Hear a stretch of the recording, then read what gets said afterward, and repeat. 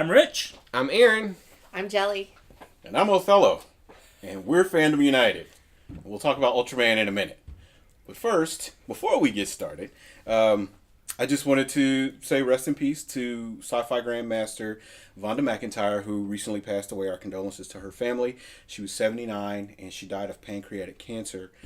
She has long been one of the biggest, not only just feminist voices on science fiction, but one of the biggest female stars of science fiction starting way back in the early 70s.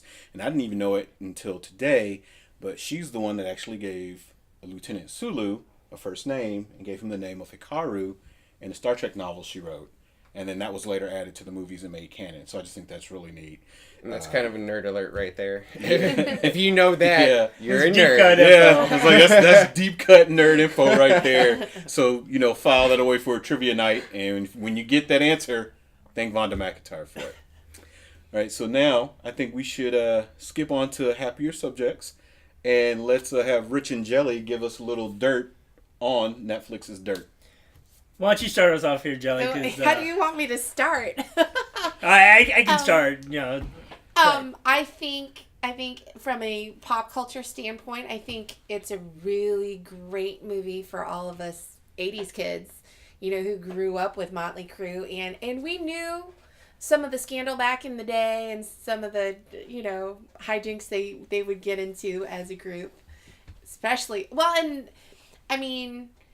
media was different back then, and the way news travels is so different, and to see it kind of relive it and actually have a movie produced by the guys themselves is awesome. They're I didn't know Wait, that. they So produced they it? produced it? Yes. Yes. Nikki Sixx was all the of their the names producer. are on the. Him and the their manager were like the co-producers, Mm-hmm. but they had hands-on from all members of the band. So Tommy Lee and Nikki Sixx were on set the most, and they were I'm so the bad. bass I'm like, player and the Slash drummer and, were on set. Axl. No, wait, that's that's Axl with Guns N' Roses. I do know that. Sorry, I do not know Wrong band. Motley Crue at all. This is beyond my time, so I... Yeah, Oh! I feel really Wow. old now. So, it was cool. Motley Crue was one of my top bands, in junior high. It was music that just spoke to me. It was like that scene in The Jerk when he finds rhythm, wow. when he turns on Lawrence Welk or whatever it is, and he's sitting there and he found rhythm. That's what Motley Crue did for me. It spoke to me in a way that nothing else really did. But it was cool. I watched so many interviews and stuff after watching The Dirt, and interviews of the band and just people involved, with them. And the fact that it was based off a novel that came out like 15 years ago, I think. And it was The Dirt on the band, and they're like, put it out there, do all the, and they immediately wanted to make it into a movie and just couldn't get creative control of it, and they kept trying to change it and make it something that wasn't what it was. And while there's things that stray from how things really happened, they break the fourth wall so many times in this movie, like, this isn't how this happened, but, and it was great that they did that. It was a smart way to say, hey, these couple people are actually, or this one character is several people, but we just did this to make it easier. Just make it easier, or kind of so we can obfuscate who it actually is. Exactly. Yeah. And it was really cool seeing Tommy Lee, the drummer, interviewed and said, "No, I didn't know what he played, See, but I now- do know who he is. I know why you But know Tommy Lee. I know Tommy Lee because of who he It's gonna is say- married. Yeah. Yeah, I know it for the same reason he knows. I'm big fans of both of his wives. So yeah. But to hear him say, Oh, God, it was my cool. wife It is was gonna just see like, this. that's exactly how it happened. It's like, we went back in time and got to see ourselves out of body doing this. That had to be very surreal for them to be on the set and doing this. And the actors in the movie did so great. Machine Gun great. Kelly did so good as wait. Tommy Lee. Like the rapper? The or rapper, something? yes. Yeah. Super The tall one- guy, the lots one of tats. who They Eminem had to cover canceled all last his year, yeah. tattoos Yeah. and then put Tommy Lee's tattoos over the makeup for that. which I remember you telling me that, and I was happy for him to find something else to do after Eminem like canceled his rap career last year. So if any of you are hip hop heads out there and saw what happened to him last year, like you gotta be something that it's they're good like, that yeah, he's got we are another going job. to cover up all of your tattoos and put new tattoos on. Like it's Netflix. They did it just to see if they could. It's not, I don't think it would be that hard. I mean, it's body paint, and then Right. you print off but you gotta fake do it tattoos, daily. Right. and Daily. Or maybe 2 to 3 days. I guess they would probably... Well, see, the thing that was awesome when they were filming this, they told them going into it, we want you to be Motley Crue for the 3 months that we're filming. So they asked them to stay method for that whole time. So they were like, we're shooting a movie, go party afterwards. So they were in bars, partying, get up, show up hungover, like and functioning. Right. Amazing. But it was... I like that you're so impressed by the fact that they were drunk and they were still working. Okay, here's I do that all Did the you hear time. the excitement in his voice? As I'm he tells drunk this now. story? This There's a my lot of childhood. excitement in his voice. When you said we're going to do a couple minutes, I'm like, no, yeah, okay, we're going to do a couple minutes. When they did it, it was crazy because like all the members like are clean now. I'm assuming that they really are. I mean, I know Nikki Sixx is like really. It's because they'll probably die if they're not. Nikki clean at Sixx this actually point. did die. He couple OD'd, times, and he was he was dead for several minutes, and they brought him back, and they had so much of what was going on in their lives was documented in their music, which was great because heavy metal bands didn't really do that. A lot of the songs for the 90s metal bands were written by other people who were professional songwriters. And Nikki Sixx wrote most of their music, and there's a song on Girls, Girls, Girls called Dancing on Glass, and it was about his heroin addiction.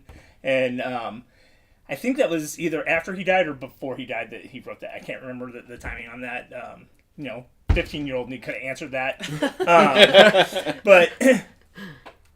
seeing just the transparency that they had in it, it was so amazing. But these guys were like they were essentially what we were back then. So we would hang with them, eat dinner and stuff, and they're like, "Hey, we're going out. See you guys later." And it was like, "Okay, you guys go without us. We can't do the next part." And so it was crazy. I don't know how crazy things got for the actors that were doing the parts, but from what As they long made as it it sound like doesn't they get were Heath living Ledger the life. crazy, I think it'll be all right. Yeah. Too soon, probably. Sorry. But Jelly, do you have anything else to? I mean, Just, this is almost like a debate. right. Like this is Well, we're no, very let's just say, impassioned. hold on. about Let's Motley Crue. just say from like an '80s crush point of view. I mean, it really brought back because a couple of the guys haven't aged that well. Let's just be honest. And, Well, drugs couple. tend to do that to you. They tend to. But not I age you know. I believe but the term still, was it ridden hard and put up wet? I think that's what they say in the that's a good country. way. But I mean, to I'm sure have they that kind of drank along with the nostalgia drugs. back on a couple of my '80s crushes, and kind of have it. Sorry, the guys in tight pants. They're in their spandex and stuff. It was just a kind of nice little. Oh my gosh, I remember that, and I remember how hot we all thought it was. At least the girls did, But hey, but I mean, that was still any of those rocking bands, especially Motley Crue, Bon Jovi, Aerosmith, like all those guys, just guys in spandex with the hair and the lipstick, was hot back then, and it was just kind of nice to revisit something that. I haven't really seen a whole bunch of like rewinds back to the 80s because it's not really it's not the best right decade, but I don't it care what was anybody says. fun to see that, and I it was lived kind it, of I a know. nice little refreshing, the dirt's on here, let me go hey, okay, I'm watching this. It had my full attention the whole time, and it was just kind of great to actually see those Motley Crue stories that way back in the day were in the news or on the Enquirer or any of that kind of So stuff. were the guys actually Motley Crue? Were they actually in the film at all, or did they treat it like a Did they cameo? documentary? That's a good question. I don't think that they did. remember I think they seeing stayed them off in camera it, for so- it. Okay. Which I thought that it would be cool because I kept looking like If they okay, kinda, right like, in the popped up background. or make a whatever. cameo. Like do like a little VH1 pop up, like be timely. Actually, this is what happened.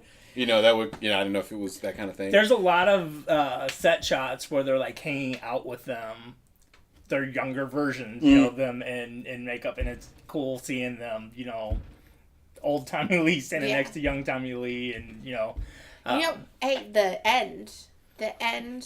No spoilers. Is it What spoilers? if Aaron wants to go watch it? I don't think it's from a book that was written 20 years ago. Really, so That he hasn't read about these historical figures.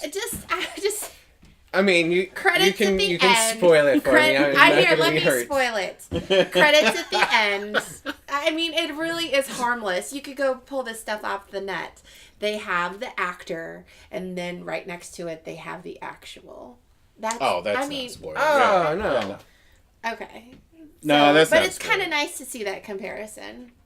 So. Like how I think close they got do that to. in every biography movie. Yeah, that would actually be cool. Like, No, it was really cool to see the side by side, and they tried to put like the exact same outfit on the actor. Yeah, similar as the poses old and stuff. footage. So they were like trying to recreate those scenes, and there's so many things that they did. Like so many things documented back then. Yeah, I mean they lived on with cameras video on and- them yeah. all the time.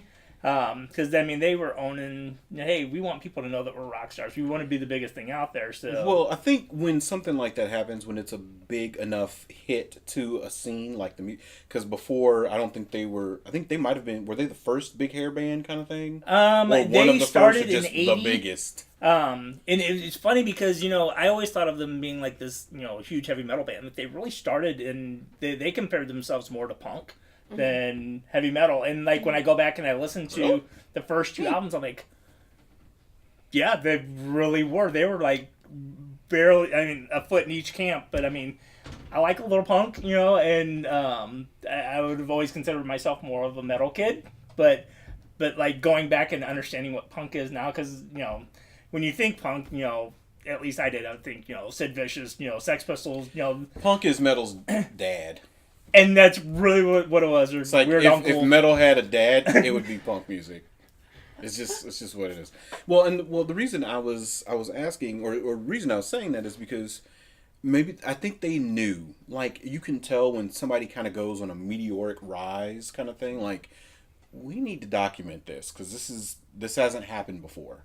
I think they were having so much fun that they never wanted the party to end, and I think that it spilled over to people around them were the ones really documenting it. And then once they realized, hey, look, people are recording this stuff. We can actually sell this. And they were the first ones that I knew of that had all the VHS tapes that would come out of Motley Crue Uncensored. And it was all their stuff, them walking down the hallways behind stage and, the stuff when they were on tour. And they started documenting that stuff. And then, they got more and more popular after it. They were in front of all that. But they literally lived on the Hollywood Strip, a couple blocks away from the Whiskey Go-Go, which was, a club that was famous during, that time for hair So bands. they'd go perform, and then everybody goes straight back to their house to party. It wasn't uncommon for them to say, hey, everybody, we're going back to our place, and the whole bar would just clear out and go back to their apartment and party. And apparently the door had been kicked in so many times that people came through the window. And they just nailed the door shut. And it's like, They nailed that the door shut doesn't work because the anymore. cops knocked it down so many times. So but if you're even on the fence of watching it, I would say it's worth watching it.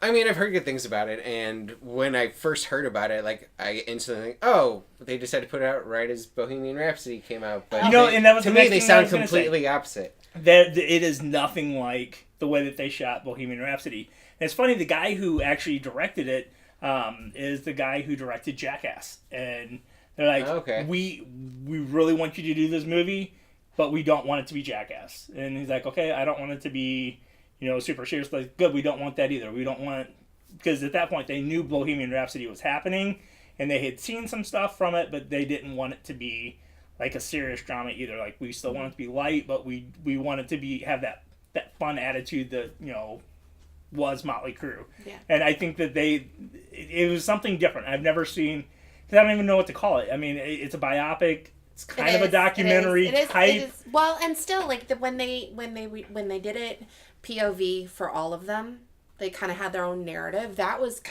so much fun, And you start out with Tommy Lee wearing his sister's pants. I mean, That's such a fun scene. Now, my final question on The Dirt. Do I need to be sober in order to watch it? Should I? no, it's so fun. Need to don't be have what? to be. Sober? Sober. No. Should I have a little bit in me before I watch it? A little bit of. Yeah, you know, I'm just gonna throw this out there. You may not really enjoy the movie. I mean, it may not and- speak Yeah, to you may not like it as much I as mean, I you know do. who none of these people are. So, Rich had to explain to me before we started recording who everybody was. The only one I knew, of course, was Tommy Lee from his cinema days. He made a movie about a boat. He was a one-time wonder kind of thing. Yeah, it was a very nice boat in Tommy Lee's movie.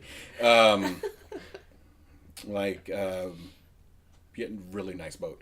But I didn't like Nikki Sixx and Mike Mars. Nick. And Good job, you're doing good, buddy. Vince No. Neil. Vince Neil. Vince Yeah. Neil? Vince Okay, Neil. see, I'm like Yeah. seriously, I don't know Motley Crue at all, so I'm just smiling and Next nodding week my we're gonna be head. talking about Run DMV. Hey, I know Aerosmith at least. Because they were in Like- Run DMC's video. Right? Okay, honestly, that's probably how I got introduced to Aerosmith. No doubt. But I saw Armageddon. that's like some of the best road music I have. I tell you, I have. You probably don't know this about me, and for those of you watching, Rich and I have known each other a very long time. I have a double CD set somewhere in my wife's minivan of Aerosmith's greatest hits, and I was having a hard time driving across country, and I was like, I need some road music. And I bought it, and I had some headphones, and I put it in. I was like, I don't care what the kids do. And I'm like, That's just awesome. just touch me on the shoulder when they need to pee. Other than that, leave me alone. And I got us where we needed to go. I drove over 24 hours on Aerosmith alone and in espresso. Very so, nice. yeah. But I think I did look over the Motley Crue greatest hits set to go to the Aerosmith one. I'm almost positive. Understand. You're like, what the hell is this? Oh, Aerosmith. Yeah, I'm like, I know them.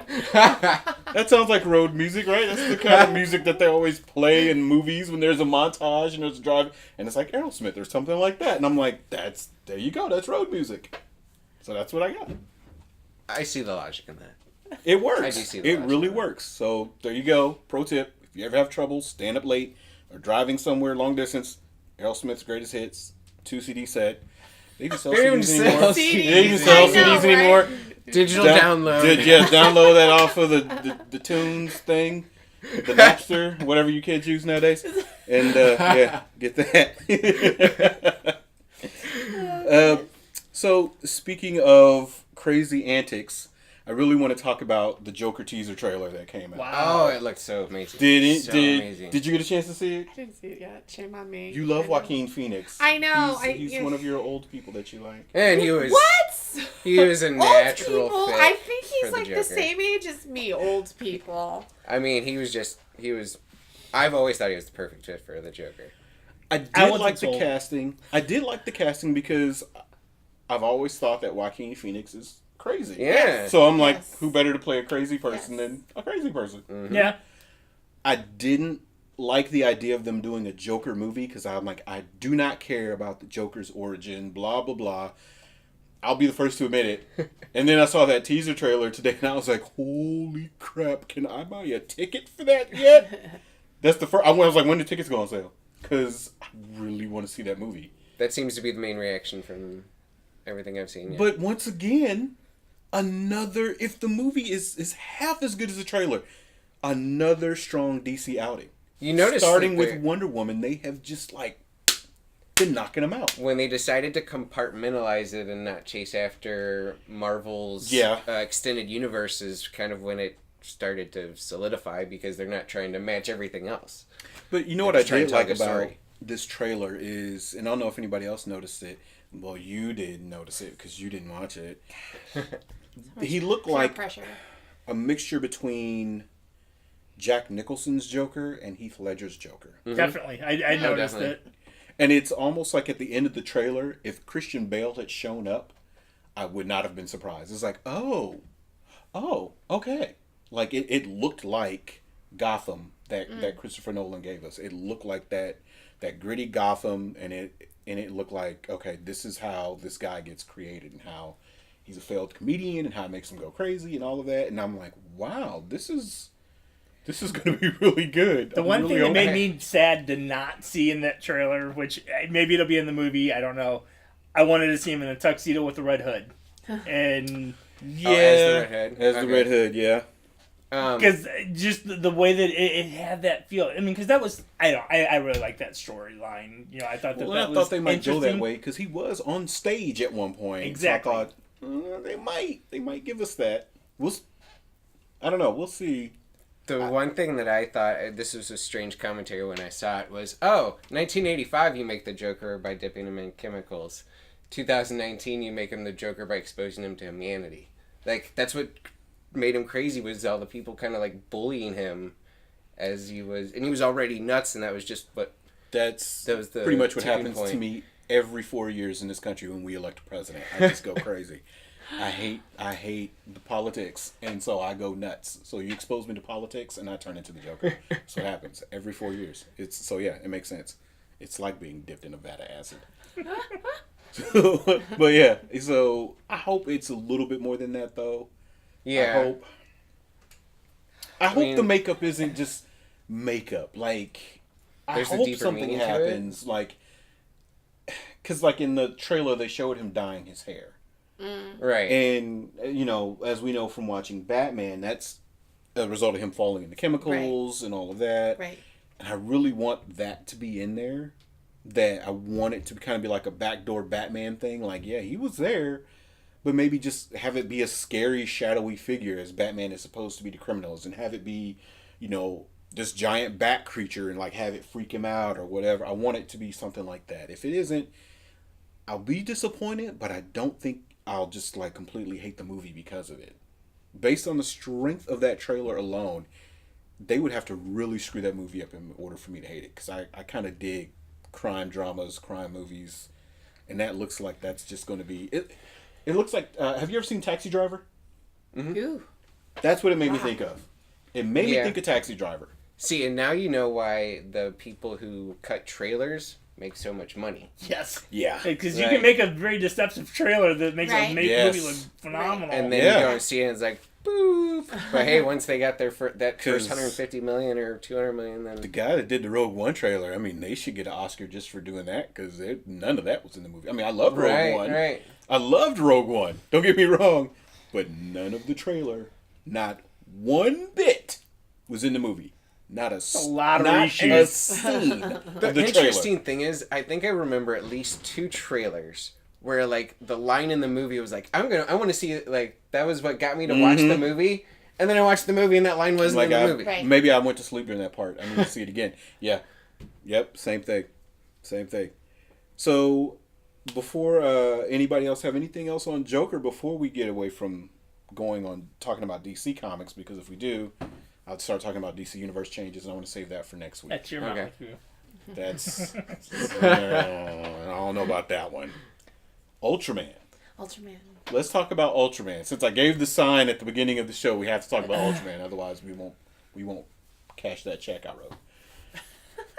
So, did we all get a chance to watch Ultraman? I didn't get to finish it. I actually was able to get my son into it, and that's very unlikely with this something to this level of nerd. So, Yeah. so I'm like Even though- four episodes in. That's okay. And Jelly, I saw one.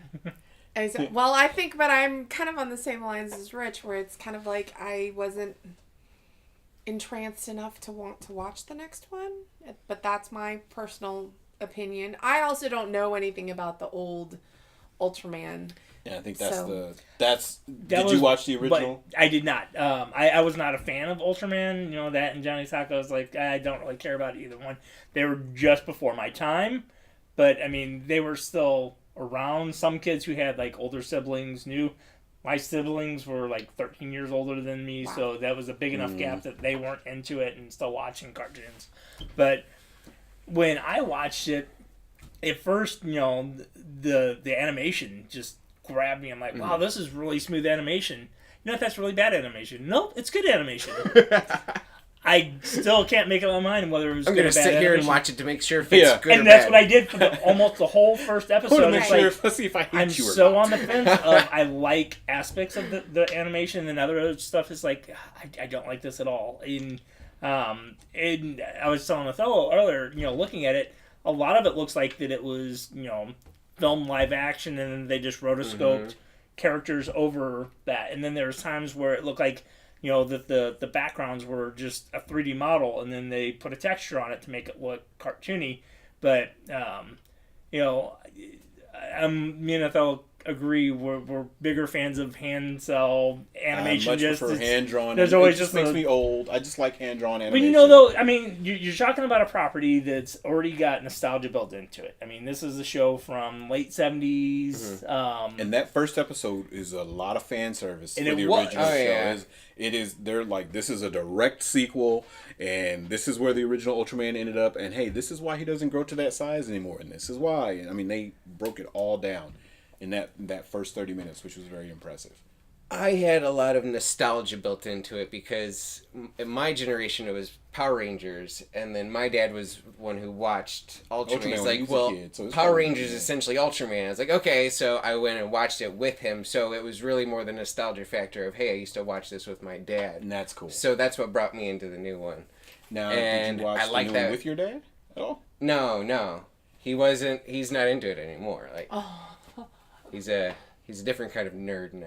I guess. Fair enough. So I just carried it on with my son. I thought it was really cool that my son was willing to watch it with me because he doesn't nerd out with me like I wish he would. Now, I agree with the animation to a degree.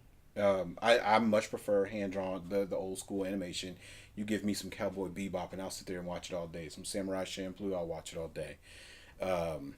But something with this CGI just didn't grab me, I guess, because I just finished watching Love, Death, and Robots. And I don't know if you've watched any of that, but that is don't watch it with the kids around, No. or your mom, because she will get offended. I'm not joking. It's That's not for happening. grown-ups only. But the CGI and the animation that was done there is better than any I have ever seen. But It's this is all new. This is right. No, it's all right. new. Oh, yeah. Right. And so comparing it, knowing that Netflix worked with all these various studios to do these, each episode is different, Right, and to do right. all these stories, to have it look so good. When I looked at Ultraman, I was kind of hoping to get some of that goodness from Love, Death, and Robots. Mm-hmm. Love, Death, and Robots is probably the first time I looked at it. I'm like, they're actually going to replace people in films one day. That's like the first time I ever thought. So I didn't. When you look at Ultraman and they're talking, but the mouth isn't. It's open, but it's not really moving. At first, I thought, well, it's originally in Japanese. Right. So no, because Japanese people move their mouths when they talk too. Right. No, yeah. They do. Don't be racist. It is. They do.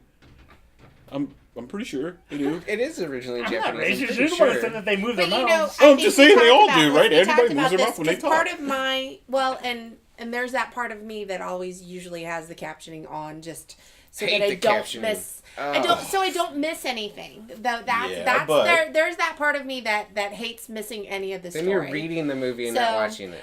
No, I actually can multitask, even though, yes, my brain and whatever is confused by hormones right now. I still can multitask that way because I've been watching captioning so long. I think the thing we talked about was that, okay, they translated it from Japanese to English, but then when you look at the English subtitles, they don't match. It's Yes, And way that's off. why. That's why it's Japanese. Oh, it's so Japanese. annoying. Well, no, if you see mine when I started it, see yours was Mine in started Japanese, in Japanese. but you had the English subtitles. Yeah. Mine was in English with the English subtitles. And they didn't were match. wrong. They do All of them not were match. wrong. Oh, hey, sorry. We realized that. Well, nobody cares. Subtitles. It's We were just- subtitles. who cares? There's words and you read them. Anyway. Thank you for sticking around. Yeah, If you enjoyed our subtitles, They're like conversation. savings time. Like, go outside. I don't know. It's still light out. It's like 9:30 at night. Go outside. I don't know. We don't want to be your excuse for staying inside. Do kids even go outside anymore? No, Is that they okay? don't. Okay. Well, anyway. Hey, thanks for sticking with us. Have a great week. Also, before we go, happy birthday to the Matrix. They just turned 20. Can't believe it. God. Thanks for that. I needed that. I'm not even going to, because you saw it in the theaters. I know you did. And also, let's see, we got our Avengers tickets. Get your in-game tickets because they're going to be close to being sold out. And we got Umbrella Academy Season 2. Yay! Took And longer than I was expecting. Fox, get off your butts and renew the Orville for Season 3. They will. Or, Disney. Or is it? They're gonna. I'm confused. Who is it? They're gonna cancel Discovery, so Orville will be around. See, we need to talk about that next week. So until next week, from all of us at FU. F you. I didn't say it. He did. He said it. I didn't. That wasn't me, Mom. Don't get mad at me.